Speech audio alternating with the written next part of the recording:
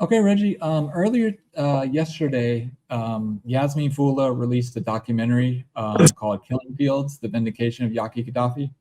I watched the documentary, and afterwards, she did a live stream on YouTube, and Oh, your okay. name got brought up. Yeah, your name got like somebody asked her something about you. So I wanted to play the interaction and then get your thoughts to it, if that's okay. Cool, cool, cool. Okay. That do I think Reggie was ordered to kill your failed to cover up Tupac's murder? I don't. I have no information. Okay, I rely on facts and truth, and what is presented, what has been investigated, what is solid research. That's what I rely on. I have my own opinions, but opinions are not facts. What I can say about Reggie is that he had no right to take my son and the rest of the outlaws the next day to the Las Vegas Police Department to make a statement without contacting me. Reggie had my number, worked with me very closely that last year. He knew how to reach me before he took any of the outlaws. Nothing was done with the outlaws without Tupac's permission or without Tupac's office knowing what was going on. So for Reggie to have taken those boys to the Las Vegas Police Department to make a statement, all right, was an outrage to me. And those are the things that I can speak on. All the rest of the conspiracy theories, to be determined. Okay, Reggie. Just wanted to get your reaction to that. Wow. I wish me and her would open up conversation before I started verbally making attacks and everything. And because she's so misinformed. I didn't take them down there to speak to the police the next day after Tupac shooting or Tupac dying. I took them down sometime in February. Well, it wasn't February, but what, 3 to 4 weeks later, before his death. So it definitely wasn't the next day that I took them down. The attorneys and everybody was still dealing with stuff. And anyway, that I took them down. Trust me, I got permission from Suge Knight to take them down. But it was an article done in the LA Times by Chuck Phillips. That's out there. The day or two after, it's not the one that he did on February the 27th, where he outlined what everybody stated. And if y'all get a chance to read that one, y'all should, where you get all the witness statements and things that Vegas was trying to do. But it was prior to that Chuck Phillips wrote an article about how Vegas PD came there and picked an argument with the two witnesses. But Miss Yaasmyn, yes, I didn't take Yak and Edie down, and it wasn't at Vegas; it was at Compton PD. Vegas detectives came and to Compton or to LA or to California, because they kept hounding them to want to re-interview them and was stating that we was being uncooperative. Now, until I became a father of a 21, 22-year-old, because I believe at that time Yak was, 20 years old. Until I became a father, I would have totally disagreed with you. But now having kids 24, 25, even in their 30s, I totally get it. We don't let the umbilical cord go. We still worry and look out and think we control our kids' lives. So I get it now. I didn't understand it. Wouldn't have even thought to reach out to you, Yas. even though, like you said, me and you work together. I'm glad you said that because everybody always seems like Tupac and these people didn't even like you. Well, you can see right there that me and Yaz talk there and there daily, if not every other day, about stuff to make sure the security picked up Pop, got him to the movie sets, whatever the situation was. But yeah, that's what I got from that interview is that she think it's when they got interviewed and was stayed out, had to stay on the curb all that night, or maybe the next day is when it happened. It was at least a month or two later when I took them down. It was definitely after Suge got arrested because that's why they were in town for one of the court hearings. So we went there. I know we met Reggie Wright Sr., very nice guy. I mean, very amicable guy. And at that point, had you met Reggie Wright Jr. in person in Las Vegas? I don't remember if we did or not. And That was, I don't remember him being at Suge Knight's interview. If he was, I just don't remember. and I will say I have met Reggie Wright Sr. and Reggie Wright Jr. I had done one story that I remember at Compton PD before, at least 2 or 3 years in advance of Tupac. So I had met both of them. Both very amicable would be how I would characterize them. Well, yeah, and Reggie Sr. was a very nice guy, you know. But shame on you if you go in there putting those two together and not at least having concerns. All right, Reggie Jr. and Reggie Sr. You got Reggie Jr., who you know is the head of security for Death Row Records, who we already know is kind of slow in responding or assisting in things because of how long it took to get Suge Knight in and other, you know, the other things. Was it at that point? Yeah, I can't remember specifically. I'm trying to remember when, because this would have been October. Tupac died on the 13th.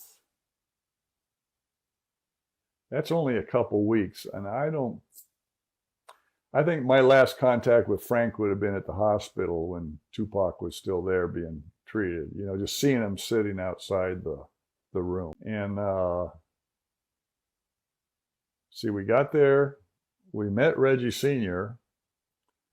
We met the chief of police, or Taylor. Corey Taylor. I interviewed him. Nice guy again. A very amicable fellow. I mean, I'm not saying they were treating us bad or anything. In fact, I interviewed him for the story, the same story that you appeared in, the first story that I did. Oh, okay. About Tupac's murder. I just know that when Mike and I got there, we both even talked about it. We felt uneasy. What does that mean? Do we have anything that we heard or someone said to us? No, we just walked in, and sometimes your just gut feeling is something you go on. I mean, I'm sure if you talk to any other cops, a lot of cops, they're going to tell you the same thing. You get a gut feeling about something. A gut feeling I don't have that ... A gut feeling that, you know, these things that these other agencies had mentioned, I said there were just some people wandering around. They seemed awful interested in, and I'm not talking about Tim Brennan. I'm talking about people other than Tim Brennan. Awful interested in knowing what we had. They were asking you? Everybody wanted to see that book because we brought our case file with us. They came out and said, hello, I want to see your case file? Oh, they were interested in it. They'd talk to us, you know, they'd come up and introduce themselves, and they said they were really interested in the case and all that. And these weren't all detectives or anything. There were some uniformed guys.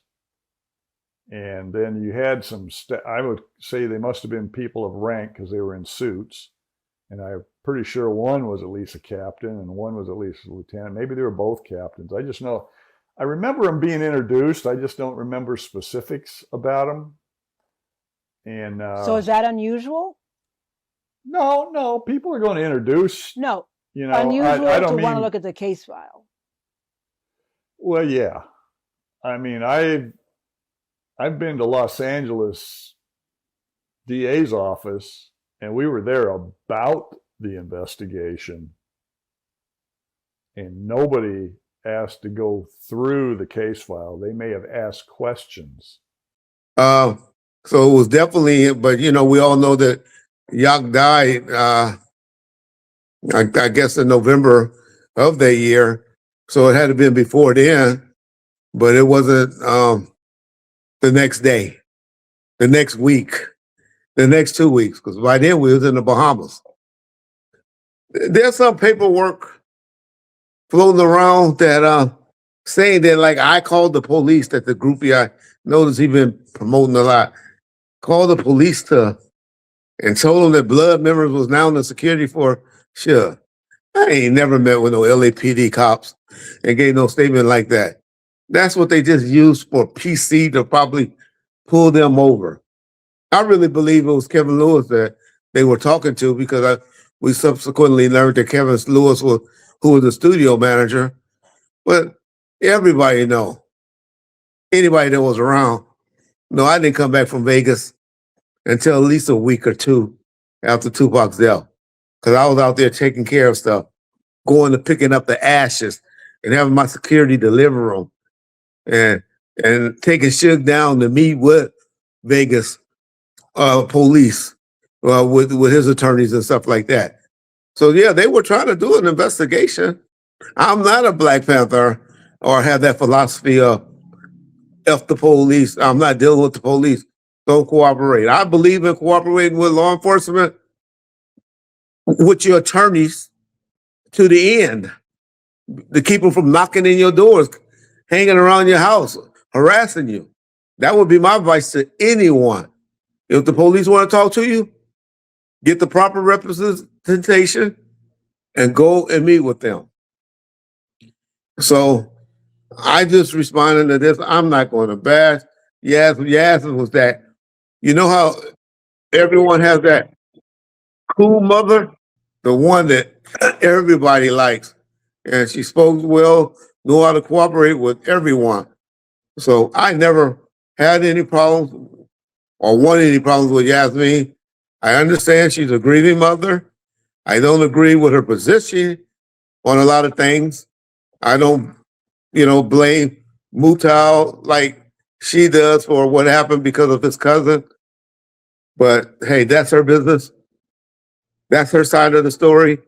But trust me, Napoleon did what he was supposed to do. It appears by making his cousin surrender to law enforcement, which Napoleon did. But I'm not going to get into that too much. And as far as him speaking out, I heard some people saying he shouldn't be speaking out. Well, who at the time, other than myself and Bon First, been representing and speaking out for Tupac? Nobody, we know he wasn't speaking out until the end. Edie just got his platform doing a great job and doing interviews and stuff. But Kadafi, unfortunately, would have been the correct spokesperson. He was the closest to Tupac. Totally agree. But we know his life got taken shortly after Tupac's death. Big Psych, he had went along his way. I don't know who would be the perfect person other than Napoleon to speak on the behalf of Pac. So I don't agree with her philosophy on that. But hey, I just wish y'all would ask her the question. And yes, if somehow you hear this video, you answer this question. You got it. I've always been saying I received personally the facts that was sent over in April, the night of Keyshawn Johnson party. Make that been April 27th, April 29th, something like that. Whenever Keyshawn got drafted in 1996. But there's facts that resurface that I told you I never got, but I've learned of it, and that's why I speak on it like I did, because people saying it's out there. August the 27th? Well, August the 28th, was I fired? August the 29th, was I fired? August the 30th, was I fired? All the way up until I delivered them to his mother. Was I fired? Or right way? Answer that question for us, Yas.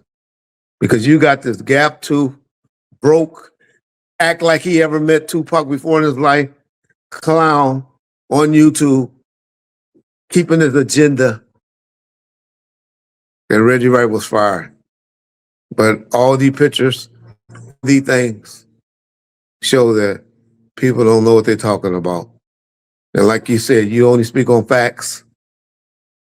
I only speak on facts. And I wish you really would clear that up for me. But bomb first. Hopefully, yes, be doing more content on our channel.